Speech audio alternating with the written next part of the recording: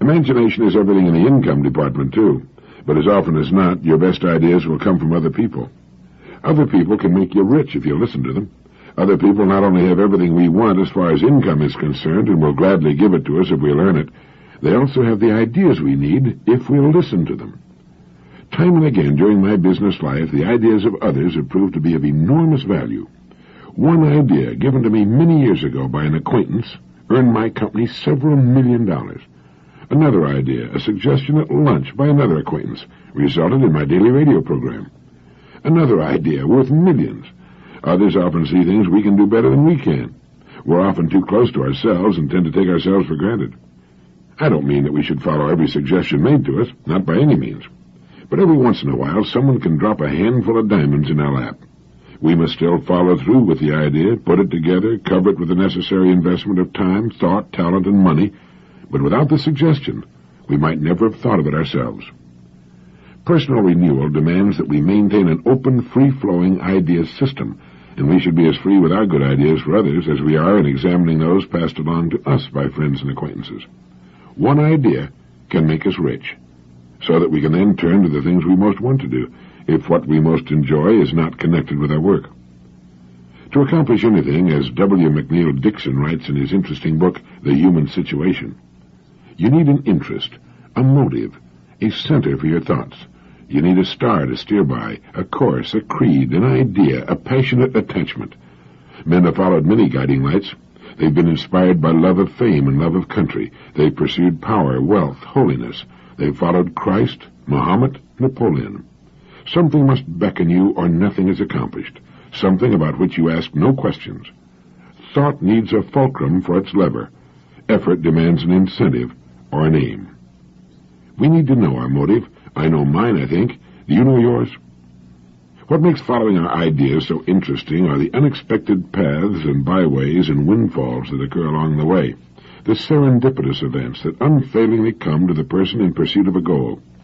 Serendipity means the faculty of making happy and unexpected discoveries by accident. The word was coined by the British author Horace Walpole, who based it on the title of an old fairy tale, The Three Princes of Serendip.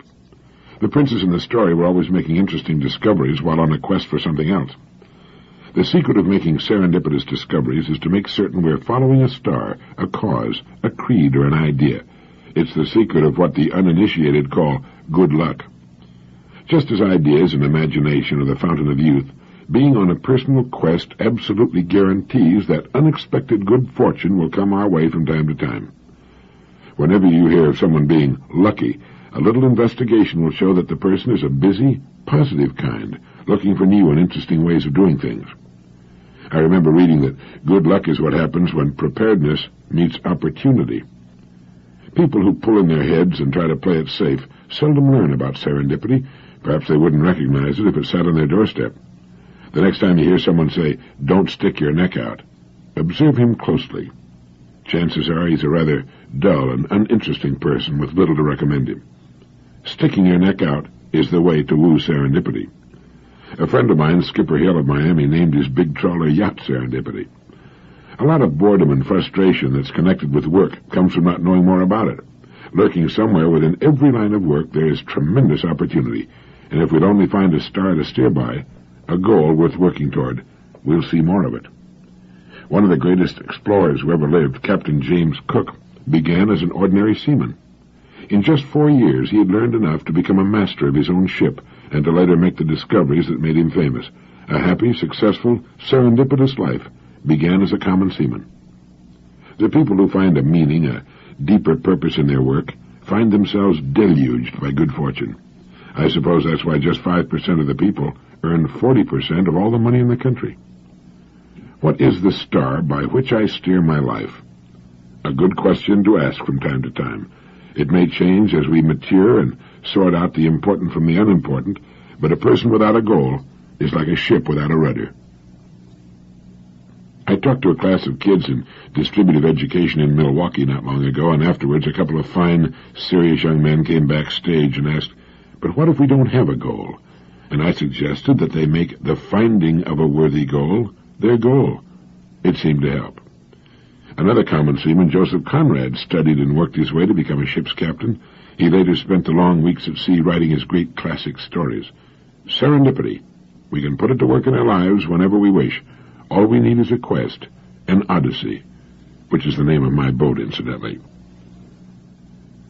If you'd like to know more about the interesting subject of motivation, what motivates people today and what doesn't, by all means read the book I mentioned earlier, The Enjoyment of Management by John Price. He points out that motivating people has been with us for centuries. The 5 classic forms of motivation were practiced by such legendary greats as Cleopatra, Genghis Khan, Julius Caesar, and Moses. And for many centuries, these 5 motivators, pay, direction, discipline, underutilization, and diversion, worked magnificently.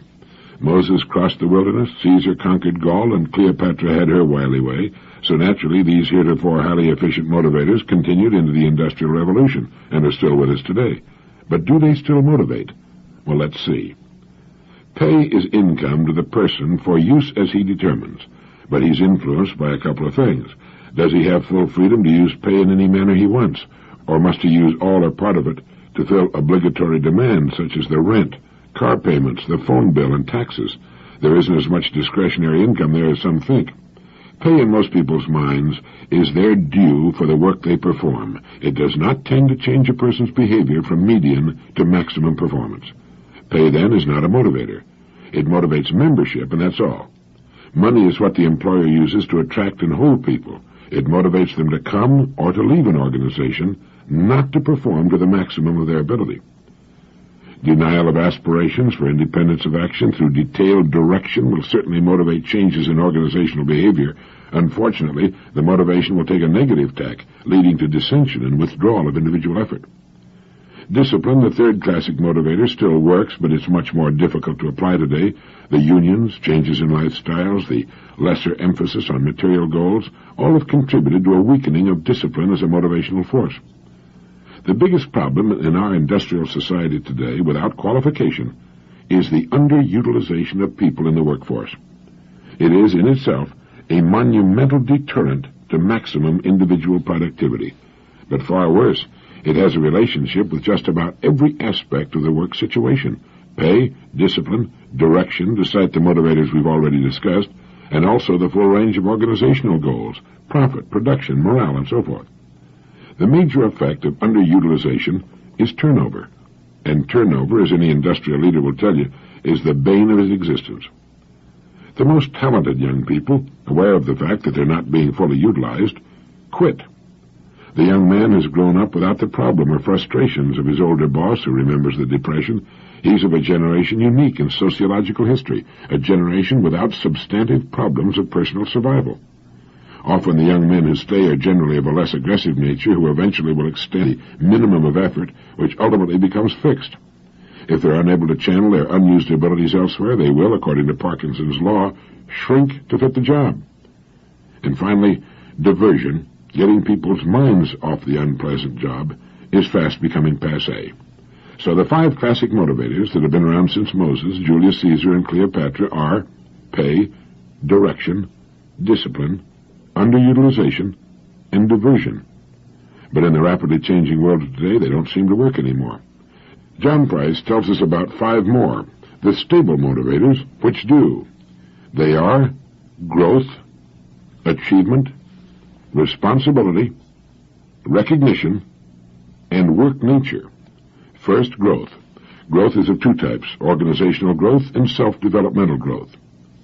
For the person to feel meaning in his job and thus give to that job the full measure of his ability requires that he sense the opportunity for promotion beyond his present job, organizational growth, and opportunity for the advancement of his own personal competence. He will, of course, sense opportunity only if there are, in fact, recognizable mechanisms for its realization. These mechanisms, quite simply, are discretionary awards, succession planning procedures, merit increase provisions, and personal development programs. 2. Achievement, according to some professionals in human behavior, is the most important of the needs for the organizational member. Unless the person senses that what he's doing is a contribution to a greater goal, that he is doing something that counts, he will very likely produce mediocrity. 3. A sense of responsibility is third of the 5 motivational needs which must be satisfied for maximum job performance. We do not, as a rule, delegate to people the freedom to act as responsible managers of their own jobs. Everybody is a manager if we think of management as involving the coordination of resources. So creating a feeling of importance and responsibility is the job of the manager today, and unless this feeling is created in the individual, one of the important elements will have been lost. 4. Recognition. The 5 most important words in the language are, I am proud of you. The 4 most important, what is your opinion? The 3 most important, if you please. And the 2 most important, thank you. These are all simple phrases, and they're pretty inexpensive ways to recognize individual performance with personal concern. 5, the last ingredient in the high-performance recipe, is work content, the nature of the job itself. Unless the person has a basic liking for the functions, the tasks, the mechanics of the work he performs, he cannot, by any stretch of the imagination, be motivated to perform at his highest achievement level. I don't mean to imply that the person who doesn't consider his work hobby-like is lost, motivationally speaking, but he must be in agreement with himself, if only subconsciously, on the fundamental desirability of what he's doing. No one can induce this last element. It must be there. We've always tended to look outside for the causes and solutions to the problems that confront us, rather than searching introspectively. You don't make an engine run better by polishing the block. Internal care is what counts. Now I'd like to quote something written by a business consultant friend of mine, Lawrence Harbeck, and published by the Wall Street Journal under the title, Some Plain Truth About Profit. I found it interesting not only for its valuable insights into the economics of free enterprise and the profit system, but also for the clarity with which they're presented, the almost total absence of professional jargon and technical gobbledygook. Free enterprise acknowledges human selfishness and directs it to constructive goals. Partisans of free enterprise claim this is a virtue. They believe selfishness is a fact of life. Opponents express horror at this pragmatic view. They believe government can eliminate human imperfection. Profit brings into sharpest focus the fight between free enterprise and socialism-communism. The battle lines seem to be clear, but they're not.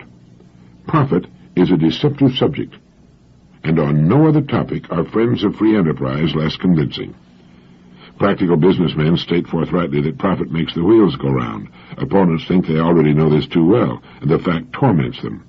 Academic proponents of free enterprise unintentionally encourage 2 negative inferences in their usual argument. They imply that profit exists only in a free enterprise system, and only there because of imperfections, and that the profit motive is synonymous with selfishness. For example, many textbooks say, profit is money left after cost is subtracted from selling price. This definition is narrowly accurate but broadly misleading. It sounds as if the seller is getting something for nothing. If the costs are met, why should there be a remainder? It implies by omission that profit is associated only with money and sales-oriented economic systems. Economic experts agree to disagree. They describe profits variously as high earnings from entrepreneurship, discrepancies arising from uncertainty, results of a monopoly position, return from a contrived scarcity, unnecessary surplus, implicit interest, rent, and wages, an accounting residual needed to balance earnings against the value of goods and services, and a mixture of these. None of this is helpful. As the profit concept is widely misunderstood or understood diversely, and an emotional issue, it must be approached with precision. A simple economic model is needed to permit discussion in basic English and short words. Tradition is helpful. It calls for economic analysis to begin with Robinson Crusoe. Consider the lone castaway. He has drinking water, but no food. At rest, his body uses material and energy equivalent to 1 fish per day. If he does not eat 1 fish per day, while resting, he will starve. He must work to catch fish. Now he pays a price for each day's effort. The price is extra material and energy used by his body while fishing. His efforts, successful or not, require a second fish each day. If he catches 2 fish each day, he will live. If his catch averages less than 2, he will die. If he catches a 3rd fish one day, it is profit. He can afford to rest the next day and not fish at all, or he can keep working and save his extra fish for the day when he gets less than 2. Or he can start to build a supply to allow him to stop fishing temporarily and make a net to improve his productivity. The extra fish, the profit, gives him the option of doing something other than fishing. Time is a factor in measuring profit. The preceding discussion defines it over a 24-hour day. We can also define it as occurring only during production, and conclude that the castaway makes a profit of 1 fish every 8-hour working day that he catches 2. It gives him the option of not fishing at night. The significant point is this. During a productive period, however defined, he produced more than he consumed. Profit is the difference between production and consumption of the producing unit while it is producing. Now, all living things and all organizations of living things must be profitable to exist. Bears, squirrels, and trees must make a profit in the summer to survive the winter and start producing again next spring. Life survives unprofitable periods only if production exceeded consumption during an earlier period. Profit achieved during 8 hours enables the worker to not work the remaining 16 hours of the day. The worker's profits permit his children to not work at all.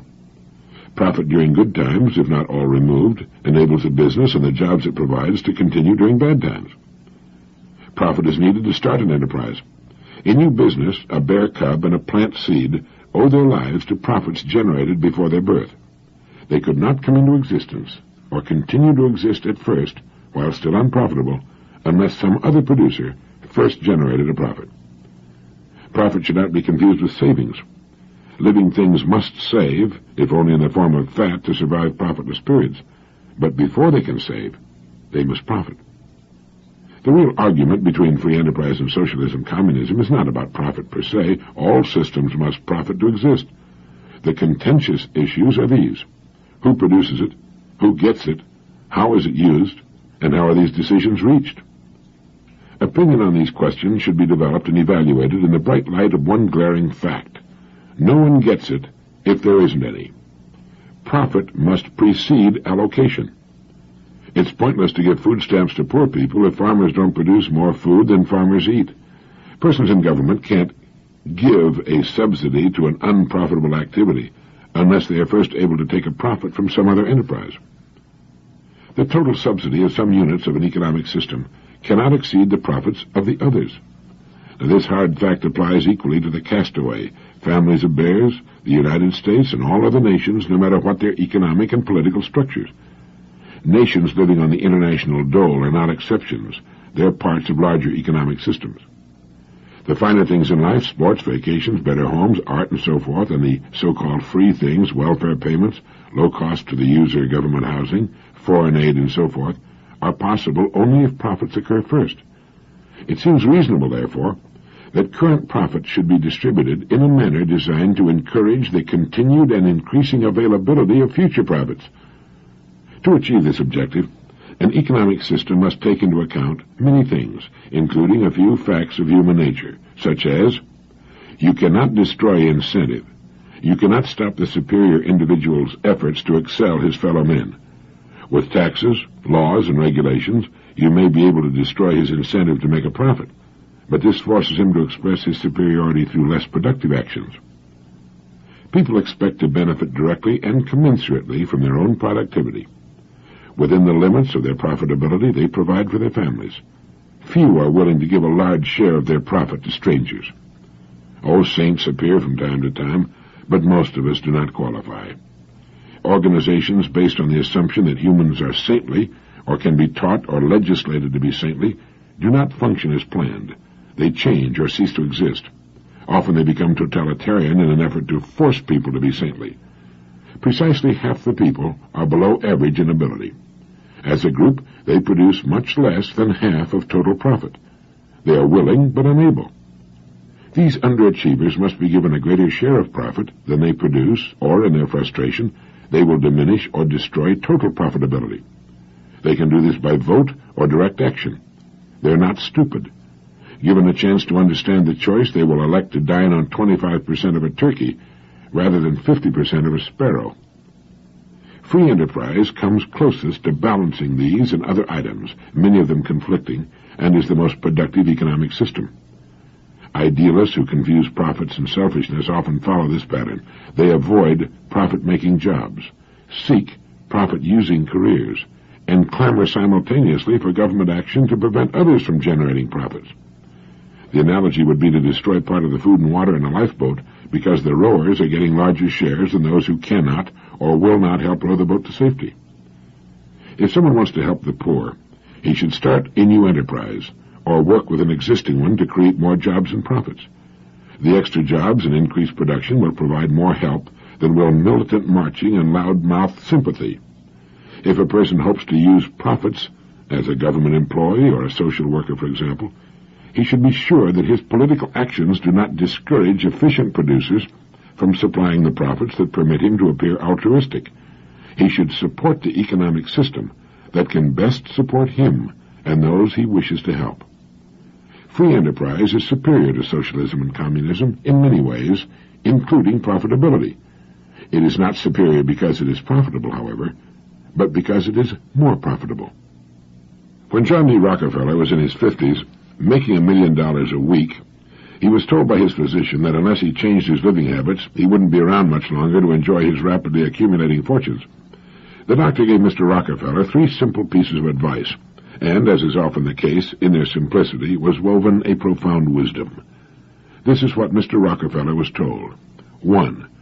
Push yourself away from the table while you're still a little bit hungry. 2. Stop worrying. And 3. Get some regular physical exercise. And that was it. Now, I'd imagine if you went to your doctor to get a complete medical checkup using the latest diagnostic equipment, and if you were given the same advice as Mr. Rockefeller, you'd check off your doctor as a country quack and go out in search of some more sophisticated recommendations. Well, you needn't do that. For there were sophisticated recommendations in the 3-fold prescription given to John D. Rockefeller, and he recognized them. His doctor, in a sense, was a prophet. Strange as it may seem, the health of modern Western man is being destroyed by 3 things: overeating, excessive worrying, and a sedentary existence. In the next 2 issues of Direct Line, I'll be talking about the problems of obesity and anxiety as they relate to health. But for now, let's see if we can get some of the sitters out there off their seats and onto their feet. Let's explore together the possibilities available in our daily lives for increased physical activity. As nearly as I've been able to figure it, there are just 4 basic ways in which a person can find the physical activity his body needs to function at its best. If you can think of others, you might let me know, but for now, here are the 4. The first way is through our daily work. We can get regular physical activity through our work. But the problem is, who works for a living anymore? What I mean, of course, is who toils for a living anymore. Chances are you probably don't, for the opportunities for making a living through physical labor are rapidly disappearing. Don't misunderstand me. I don't mean you don't work hard. You probably work very hard at your job. But what I'm asking is how much muscular strength or endurance does it take to accomplish your work successfully?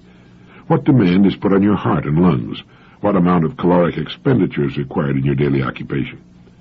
The answer for 9 out of 10 of us is simply that my work does not provide enough physical activity to meet the requirements for keeping my body dynamically healthy.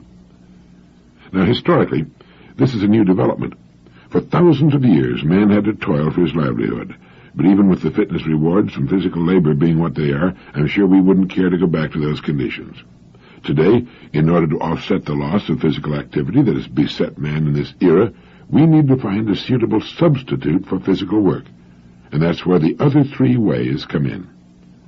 The second way to increase physical activity, and the most obvious, is through a planned exercise program. This can include joining a group at the YMCA, the Park and Recreation Department, or at your local community center. Or it could be a personal program of regular calisthenics, yoga, jogging, or any of a number of other activities pursued at your local health club or in and around your home. These are the activities most people think of when you mention the word exercise. But calisthenics, jogging, yoga, or isometrics should never, by themselves, be equated with the much broader term, exercise. As fine and helpful as these activities are, they also have an important drawback. They're boring. There's nothing very exciting about staring at your navel for 15 minutes or grunting your way through 25 sit-ups. Yes, they're boring, especially when you're working at them alone without the experience to interject variety. It's formal exercises like these that cause most of our exercise dropouts. As valuable as they can be to any person, and most people will tell you they never feel better than when they're working out, it still takes a special kind of person to be faithful to a program that turns out to be little more than tedious work. But exercise that is vigorous physical activity need not be tedious. This brings us to the third way to get increased physical activity into our lives. The most palatable form of exercise is through sports and recreation. Besides the pure fun of what you're doing, there are tremendous rewards that come from activities like swimming, backpacking, tennis, handball, cycling, badminton, square dancing, judo, skiing, volleyball, and other activities which are strenuous enough to condition you while you're enjoying the participation. Developing a high level of personal fitness requires forming exercise habits, and what habits are easier to develop than those that are fun? Investigate the opportunities available in your community. If you're not familiar with a certain sport and you feel you might enjoy it, there are probably instruction courses available somewhere. If not, there are usually people more than willing to teach you their favorite activity if you just show the interest. But sports, with all of their positive values, do take extra time and often require special facilities. The last of our ways of getting more exercise requires neither of these. This family of exercise opportunities is called built-ins. They can be the answer to a frantically busy person finding the time to do it. Anyone can put built-ins into many of his daily routine tasks. Sandwich them in regularly, and they become a habit, and they take no additional time. Let me give some examples. Try holding your stomach in whenever you're waiting for a red light, or while you're walking. How about riding an exercise bike while you're watching television? Why not use the time it takes to draw your bath water for doing sit-ups or push-ups? One of my exercise friends has a routine he follows each morning while he's getting ready for work. It includes half knee bends while he's brushing his teeth, rising on his toes while washing his face and lathering his beard, toe-touching and stretching while the wash basin is filling, and isometric exercises for his stomach, seat, and legs while shaving. By the way, he also performs isometrics while he's listening to his direct line tapes. Sounds strange? Well, it really isn't. It's simply using to the best advantage that most precious commodity of all, time. With a little imagination, you can find the same kinds of opportunities to add physical activity to your routine functions. You just have to think active. Now, any one of the four areas mentioned, your work, formal exercise, sports and recreation, and built-ins, could provide you with adequate activity to maintain a high state of physical fitness. But the most successful and lasting activity program will undoubtedly combine all four. It takes some planning and commitment, but you can reach whatever level of activity and fitness you really desire. Remember, physical fitness is an unusual commodity. You can't buy it, borrow it, or steal it. And once you have it, you can't even store it. To possess it, you must make regular activity a daily habit and physical exertion a part of your life. John D. Rockefeller did. He took the advice of his physician in all three areas. He watched his diet, he sought a more positive approach to problem solving to eliminate worry, and he engaged in physical activity almost daily until he was 90 years of age.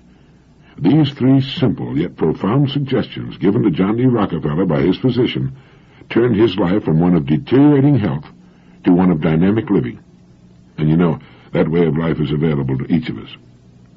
Now to close Direct Line 2, here's an idea if you've been wanting to get away from it all and have the time to get some good ideas. Take your family on a trip around the world. It was done not long ago by a 39-year-old telephone equipment maintenance man.